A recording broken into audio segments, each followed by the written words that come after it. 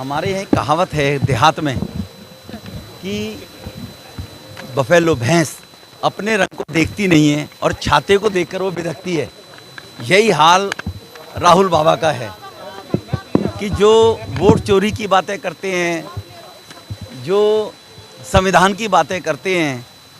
राहुल जी को कानून पढ़ना चाहिए। इलेक्शन कमीशन ऑफ इंडिया ने 1960 में नेहरू जी के बने कानून के तहत अगर किसी भी प्रकार का कोई डाटा आपको चाहिए इलेक्शन कमीशन से, तो आपको एफिडेविट देना पड़ेगा। वो उनके नाना जी का बनाया हुआ कानून है 1960 का।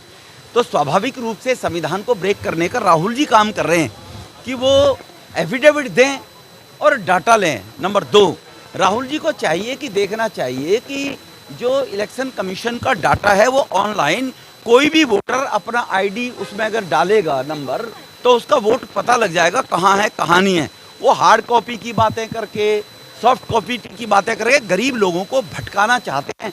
जो गाँवों में रहने वाले लोग हैं, मजदूर हैं, मजबूरी के कारण पढ़ने में असमर्थ रहे, पढ़ नहीं पाए बेचारे, ऐसे लोगों को राहुल जी इमोशनल ब्लैकमेल करना चाहते हैं। राफाल पे भी राहुल जी ने यही कहा था, अगर राफाल ना होता तो आतंकवादियों की किस प्रकार से मौत हुई थी आप सबने देखा है। और राहुल गांधी जी कॉन्स्टिट्यूशन, अगर इलेक्शन कमीशन की बात करते हैं तो आपके पिताजी की जब हत्या हुई थी राजीव गांधी जी की, तो जिस सीट पर जो कैंडिडेट की मौत हो जाती है उस सीट को कैंडिडेट चुनाव में रोका जाता है।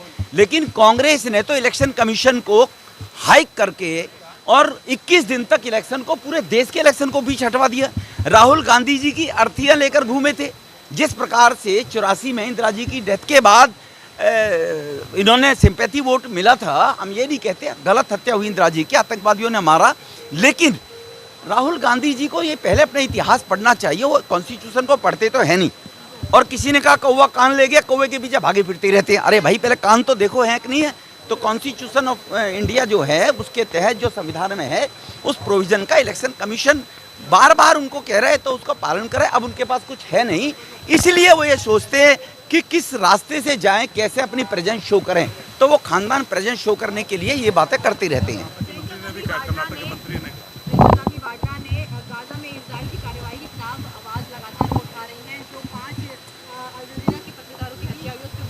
आप प्रियंका जी के और इनके बैकग्राउंड पे जाएंगे तो गाजा जी की ही इनकी बैकग्राउंड है। इन सब लोगों की आपने देख लीजिए, गांधी जी को लेकर भुनाने की कोशिश जरूर करते हैं, लेकिन राहुल जी किनके बेटे हैं तो स्वाभाविक रूप से उनका प्रेम यही रहेगा।